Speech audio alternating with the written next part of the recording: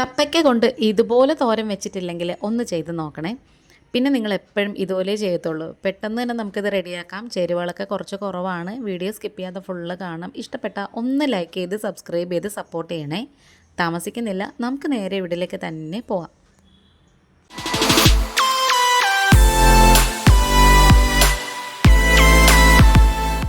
അപ്പോൾ ഇത് ഞാനിവിടെ കപ്പയ്ക്കയുടെ പകുതിയാണ് എടുത്തേക്കുന്നത്. ഇന്നലെ ബാക്കി എടുത്തിട്ടുണ്ടായിരുന്നു കേട്ടോ. ഇനി നമുക്ക് കപ്പയ്ക്കയുടെ കറ പോകാൻ എന്താ ചെയ്യണമെന്ന് വെച്ചാൽ മുഴുവനെ നമ്മളിങ്ങനെ ജസ്റ്റ് ഇങ്ങനെ അവിടെ ഇവിടെയൊക്കെ ഒന്നിങ്ങനെ വരഞ്ഞു കൊടുക്കണം. ആഴത്തിലൊന്നും വരേണ്ട, ചെറുതായിട്ടിങ്ങനെ വരഞ്ഞിട്ട് നമുക്ക് നല്ലവണ്ണം കഴുകിയെടുത്താൽ മതി. അപ്പം കറയൊക്കെ അങ്ങനെ പോവും.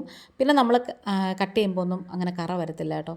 ഇനി നമുക്കിത് ചെറുതായിട്ടൊന്ന് കട്ട് ചെയ്യാം. തൊലി കളയാനായിട്ട് ഏറ്റവും എളുപ്പം ഇതേപോലെയാണ് കേട്ടോ. ഒരു രണ്ടായിട്ടോ മൂന്നായിട്ടോ ഒക്കെ നമ്മളിത് കട്ട് ചെയ്തതിന് ശേഷം അതിന് ഉള്ളിലുള്ള കുരു ഉണ്ടല്ലോ അത് മൊത്തം എടുത്ത് കളയണം. അപ്പം ചില കപ്പയ്ക്കകത്ത് ശരിക്കും കുരുവായിരിക്കും. ഈ ഒരു കപ്പയ്ക്കകത്ത് ഇഷ്ടം പോലെ കുരു ഉണ്ടായിരുന്നേ.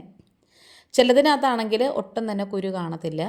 ഇത് നല്ല കറിക്ക് പറ്റിയ പരുവാണ് കേട്ടോ. പിന്നെ തൊലിയൊക്കെ നന്നായിട്ട് ഇങ്ങനെ കട്ട് ചെയ്തെടുത്തിട്ട് ഇനി ചെറുതായിട്ടിങ്ങനെ ഒന്ന് നീളത്തിലിങ്ങനെ കട്ട് ചെയ്തതിന് ശേഷം നമുക്കത് കുനുകുനാന്നൊന്ന് കട്ട് ചെയ്തെടുക്കാം. നമ്മൾ സാധാരണ തോരനൊക്കെ വെക്കത്തില്ലേ, ആ ഒരു പരുവം തന്നെ കേട്ടോ. തീരെ ചെറുതാക്കണ്ട, കാരണം ഇത് പെട്ടെന്ന് വെന്ത് കിട്ടുന്ന കപ്പയ്ക്കാണ്. ഇനി നമുക്കിത് മൊത്തം അരിഞ്ഞെടുത്തതിന് ശേഷം ഒന്നും കൂടെ ഞാൻ ഒരു 2 തവണയും കൂടെ ഒന്ന് കഴുകിയിട്ടുണ്ടായിരുന്നു. ഉള്ള കറയൊക്കെ ഒന്ന് പോകാൻ വേണ്ടിയിട്ടായിരുന്നേ. ഇനി നമുക്കിത് ചീനിച്ചട്ടിയിലേക്ക് ഇട്ട് കൊടുക്കാം. വെളിച്ചെണ്ണയോ അല്ലെങ്കിൽ ഏതെങ്കിലും വേറെ തരത്തിലുള്ള എണ്ണയോ ഒന്നും നമ്മളിപ്പം ഒഴിച്ചു കൊടുത്തിട്ടില്ല. വെറും കപ്പയ്ക്ക മാത്രമേ ഇട്ടുള്ളൂ. പിന്നെ ആവശ്യത്തിനുള്ള ഉപ്പും കൂടി ഇട്ടിട്ട് ഇതേപോലെ ഞാനിപ്പം ഇതേപോലത്തെ പാൽക്കാന്താരി ഉണ്ടല്ലോ, വെള്ളക്കാന്താരി, അതാണ് ചേർത്ത് കൊടുത്തേക്കുന്നത്. നിങ്ങളുടെ കയ്യിൽ നാടൻ കാന്താരിയോ ഉണ്ടമുളകോ ഉണ്ടെങ്കിൽ അതും ചേർക്കാം. ഒന്നുമില്ലെങ്കിൽ പച്ചമുളകുണ്ടല്ലോ, നമ്മുടെ സാധാരണ പച്ചമുളക്, അതിട്ട് കൊടുത്താലും മതി. പക്ഷേ ടേസ്റ്റ് കൂടുതൽ ഇതേപോലത്തെ കാന്താരിയോ ഉണ്ടമുളകോ ഒക്കെ ചേർക്കുമ്പോഴാണ്. ഇനി നമുക്കിതിലേക്ക് കുറച്ച് വെള്ളം ഒഴിച്ചു കൊടുക്കാം. ഒരുപാട് വെള്ളം വേണ്ട, കാരണം ഇത് പെട്ടെന്ന് തന്നെ വെന്ത് കിട്ടും. അതുകൊണ്ടാണ്. ചോറ് കൊണ്ടുപോകാനൊക്കെ പറ്റിയ നല്ലൊരു കപ്പയ്ക്ക തോരനാണിത്. പെട്ടെന്ന് തന്നെ നമുക്കിത് റെഡിയാക്കി എടുക്കാം. എല്ലാവർക്കും ഭയങ്കരമായിട്ട് ഇഷ്ടപ്പെടും കേട്ടോ, കാരണം നല്ല ടേസ്റ്റായിരുന്നു ഇതിന്. അപ്പോൾ ഞാനൊരു ഇത്രയും ഭാഗത്തിലെ വെള്ളം ഒഴിച്ചിട്ടുള്ളൂ. നന്നായിട്ടിങ്ങനെ ഒന്ന് തട്ടിപ്പൊത്തിയതിന് ശേഷം ഒന്ന് അടച്ച് വെച്ച് കൊടുക്കാം. ഒരുപാട് സമയമൊന്നും വേണ്ട കേട്ടോ. ഒരു 5 മുതൽ 10 മിനിറ്റൊക്കെ ആകുമ്പോഴത്തേക്കും കപ്പയ്ക്ക് നന്നായിട്ടിങ്ങനെ വെന്ത് കിട്ടും. ഇടയ്ക്കിടയ്ക്ക് പക്ഷെ നമ്മൾ തുറന്ന് നോക്കിയിട്ട് ഒന്നിങ്ങനെ ഇളക്കി കൊടുക്കണം.